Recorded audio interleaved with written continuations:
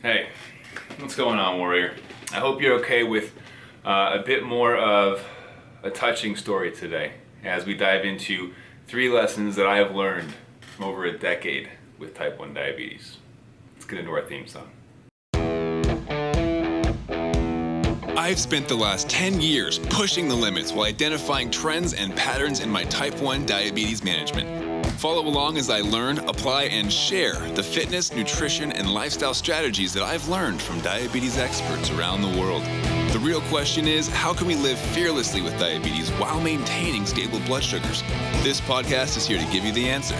My name is Matt Vandevecht, head coach and co-founder of FTF Warrior, and welcome to Pardon My Pancreas. All right, so as I mentioned today, we've got a bit more of a touching story. This last week, I had the unique opportunity to have a chat with somebody who was diagnosed with type 1 diabetes the same day that they were diagnosed with type 1 diabetes. And what happened is that this is actually a family friend of ours. I was visiting my family in San Diego, and they got a call that their son was diagnosed with type 1 diabetes, and they knew that my parents' kid, me, had type 1 diabetes and has been living with type 1 for quite a while, and they reached out and said, hey, we just found out that our son was diagnosed with type 1 diabetes, and is there a possibility of contacting Matt and getting in touch? And they didn't know that I was living somewhere else, and I happened to be in town, but my parents asked me and said, hey, is it possible, do you have plans tonight? They want to know if they can have a chat, and I was like, absolutely, move all of my plans. I'm happy to answer any questions at all. I want to do what I can to help because I know how difficult of a time that was. And likely if you're somebody who's living with type 1 diabetes or you love someone who is, you know that this is a life-changing thing. And so I said, absolutely, change all of my plans, clear the night. We're having this talk because this person was diagnosed today and they need someone else who gets it, So we ended up meeting that night, and myself, my parents, that person, and their parents as well, or one of their parents, and we had a long discussion. I think we talked for almost 2 hours about diabetes, but also just about life and how you can still live your best life and still do what you want, and how I was able to still travel the world and be a collegiate athlete and do all these great things with type 1 diabetes, and it doesn't have to stop your life. But life looks a little bit different, right? And so as you probably are aware, there's some planning that goes into meals, there's some considerations for blood sugars, running activity levels, and be sure to check your blood sugar before you go to bed, all that kind of stuff. But it got me thinking after going through that conversation with this person and discussing what life was going to be like. And it was hard, honestly, not to get a little bit emotional thinking back to my own diagnosis and what this day represents for this person. The life ahead, and how it doesn't have to stop, but it looks a little bit different, and new expectations have to be set surrounding certain parts of your life, certain variables. And so thinking over that conversation, I wanted to come up with 3 different lessons that I've learned over the years. And so I've had type 1 diabetes for, at this point, 11 and a half years, almost 12. And so, a decade plus of type 1 diabetes, you learn some stuff along the way. But I wanted to not just make it specific to the pre-bolus is super important, I wanted to zoom out a little bit and give you these lessons as kind of life applicable as well. So it applies to more than just diabetes, but diabetes specifically, I think they're going to be helpful. So number 1, acceptance accelerates growth. Now, what I mean by that is, when I was first diagnosed, I didn't accept it.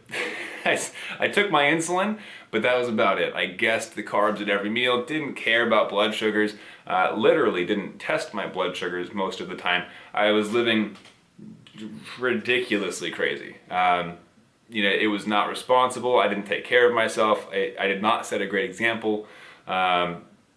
Who knows how I survived a few of those years, just being reckless, But once I did accept my diagnosis and stop living with this ignorance is bliss kind of mindset, I recognized that I actually wanted to live a long, healthy, happy life. And in order to do that, I had to accept the new truth of my type 1 diabetes, which was you still have to check your blood sugars and take your insulin and count your carbs. And, take these things into consideration. And so acceptance accelerates growth. However, grace is also really important here. And so that's actually the second part of this lesson, is that grace leads to a more sustainable growth pattern. So, accepting it, huge first part. But secondly, you're not going to have perfect blood sugars all the time. This was a key part of that conversation that I had with this person who was just diagnosed. I was like, look, blood sugars, no matter how hard you try, there's going to be days where things go haywire. Maybe your insulin went bad, maybe your sight was bad. Things might not be perfect, and that's okay. And so having grace with yourself leads to a more sustainable growth that you can maintain long term. Okay, this isn't a sprint, and we had this conversation too. It's a marathon, unfortunately, with no finish line, right? That's literally what type 1 diabetes is. It's a marathon. I guess technically it's figuratively, right? But it's a marathon with no finish line, meaning you have to pace yourself. It's not get today perfect and you're fixed. It's get today as good as you can, get tomorrow as good as you can, get the next day as good as you can, and just do that forever. It's kind of depressing, but that is the truth. So acceptance accelerates growth, and grace leads to a more sustainable growth. Now, the second key point here is always curious, always learning. So looking back at blood sugars, once I did start to accept that I have type 1 diabetes and that I have to take care of myself, I needed to understand how blood sugars worked, right? So for me, it was developing this curiosity mindset of, okay, I went out and had a California burrito and my blood sugar ended up at 300. Why? What went wrong? And so looking back, did I get the carb count wrong? Oh, I guessed completely. Cool, I should probably look up the carbs next time, right? Or maybe I went for a run and I plummeted from 180 to 60. Well, that was weird. That wasn't fun. How can I avoid that in the future? Always curious, always learning. So always learning means that you're not just curious about why and go, that was weird. Why'd that happen? But learn about what happened and why it happened so you can avoid it in the future or plan ahead better in the future. So if I know that going for a run is going to drop me a ton, then maybe I look into that. I do some research. I follow some person on YouTube and see what their videos have to say about aerobic activity, lowering blood sugar levels, right? And maybe I look into insulin on board and how that can affect exercise. Maybe I look into just in general blood sugars and how the metabolism of the body works, right? So yes, always be curious, but also always be learning. Okay, identify how we can avoid mistakes in the future. And in the best case scenario, learn from other people's mistakes. Like before you go hiking, Google hiking and type 1 diabetes and see if anybody else has learned from this activity, and see if you can learn the lessons that they have learned, so you don't have to go through the trial and error and the frustration yourself. So always curious, always learning. That's number 2. Looking back, it takes practice. I wasn't curious and I wasn't learning for like the first 5 years of diabetes life for myself, but once I was curious about why blood sugars are doing what they're doing, and I decided to start learning, Googling, reading medical journals, buying diabetes-based books, asking my endocrinologist and my doctor the hard questions, and really digging deep into diabetes, into what is my future. That's when I started seeing more consistency with my blood sugars, more understanding, more certainty. And that's where it gets nice. That's where diabetes is less scary, less frustrating, when you have that certainty with blood sugars, right? So 1, acceptance accelerates growth, plus grace leads to a more sustainable growth. 2 is going to be always curious, always learning. And lastly, 3 is going to be chase progress, not perfection. Chase progress, not perfection. So a lot of times, we look at our time in range, let's say, and we know that it ranges from 0% to 100%. Well, of course, the majority of us would like to see 100%, right? A+ on our test, on our report cards with our CGMs. If you're not on a CGM, you like seeing the unicorn blood sugars of 100 whenever you prick your fingers, right? Everyone loves to see 100. That's the whole goal in life, is like to get the best scores and do your best. Obviously we want to put our best efforts out there, but it gets frustrating when your best effort doesn't yield the best result or the best grade or the best outcome, right? So you're trying your absolute hardest, you're counting your carbs, you're pre-bolusing, you're watching your activity levels with insulin on board, you're trying to do all the right stuff, and you don't have 100% time in range. And you're thinking to yourself, I'm trying my absolute hardest day after day after day, and the best I can get is 67% time in range, 75% time in range, 40% time in range. Like, what's the deal? I'm trying my best. And in my opinion, this is oftentimes where burnout comes into play. You're giving your all, yet the results don't match. Right? You're frustrated because I can't possibly try any harder, yet there's this huge gap between where I'm at and 100%. Why can't I get there? And that frustration can ruin us if we don't put it in check. Now, I want you to recognize that we're not chasing perfection because perfection is unattainable in every area of life. You cannot be perfect. I need this to make sure this is like a take-home point for everyone in every walk of life. You are not perfect, okay? It's impossible. And if you were perfect, life would be boring because then you wouldn't have anything to challenge you. So understand that you're not perfect. You will never be perfect. You will not achieve 100% time in range 100% of the time unless we get cured, okay? And even still, maybe you have like a soda and a smoothie and some other crazy sugary stuff. Maybe you still spike to 181 and then come right back in range because, you know, pancreas has a hard time dealing with pure sugar like that. But understand, chasing perfection will only lead to frustration and burnout and all this crazy stuff. Instead, we want to chase progress. You're at 40% time in range right now, let's aim for 41. You're at an A1C of a 9.1, let's aim for an 8.9.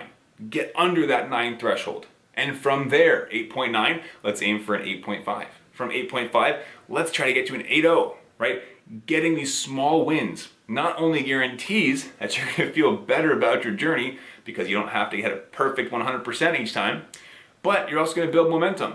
It's going to actually reward you. Your brain is going to go, whoa, we're winning. Let's keep winning. This feels good. I kid you not. Your brain actually rewards itself when it sees progress. Progress leads to happiness, okay, in lots of areas of life. So if you make small goals and consistently achieve them, not only will you be happy and rewarded through the process, but you're also more likely to actually achieve the end result. If you set out with a goal today to go run a sub 4-minute mile tomorrow, guess what? Probably not going to accomplish it tomorrow, and you're probably not going to accomplish it ever. Because you tried once, you failed, and then your brain goes, oh, we failed, that wasn't fun, let's not try that again.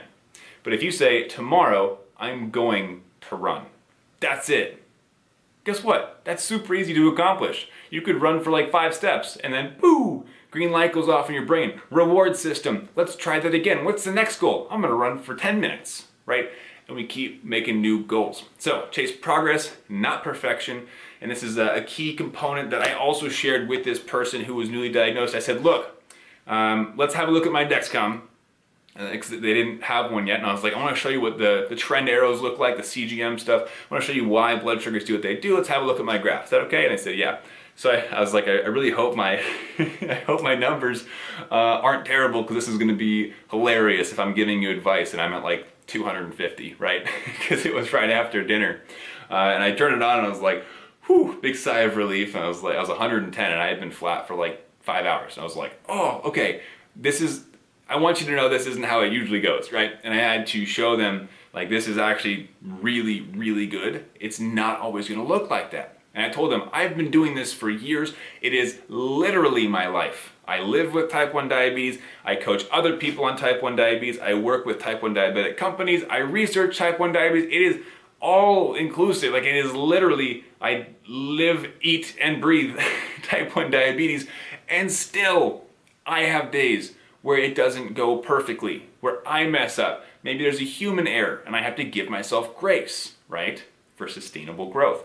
Or sometimes it's not even my fault. Sometimes the restaurant gave me the wrong food or they put sugar in the dressing, or like you order, black coffee and then there's sugar in it because some places do that. It's not gonna be perfect. And we cannot chase perfection. So we chase progress, not perfection.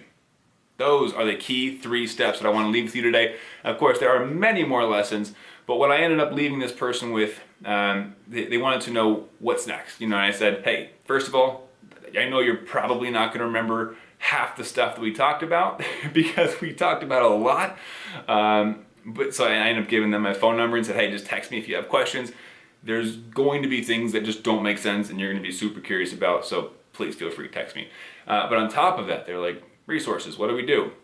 I hooked them up with 2 different things. And this is something that I want you to check out too if you're in either a newly diagnosed spot or if you're not sure about how to improve your current blood sugars and actually make progress in what you're doing, right?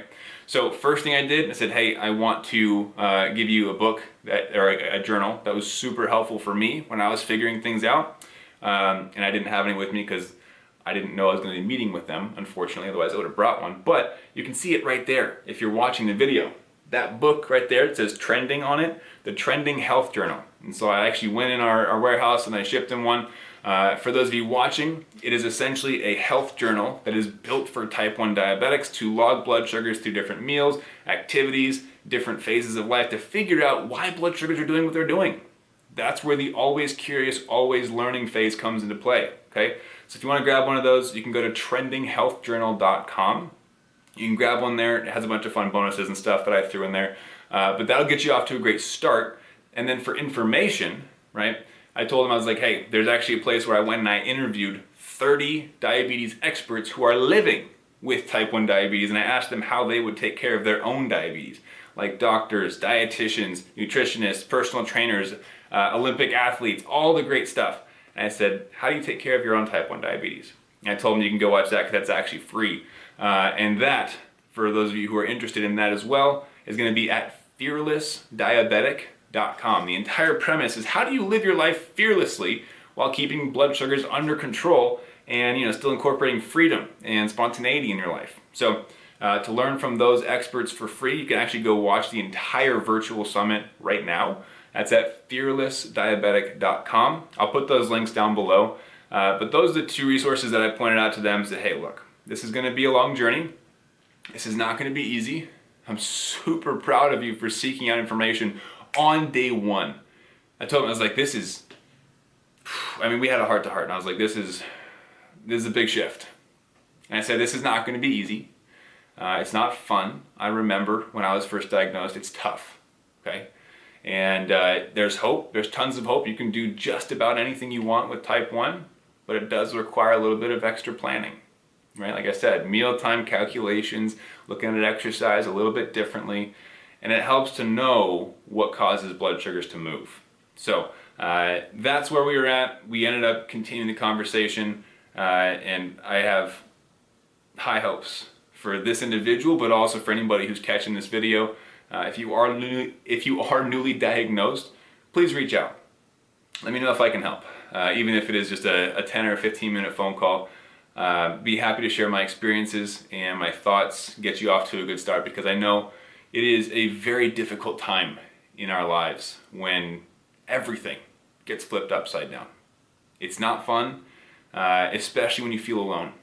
When I was first diagnosed, I didn't have any close relationships with anybody who was type 1 diabetic. I didn't even know fully what it was. Like, I had a lot of questions, like, why did I get this? Where did it come from?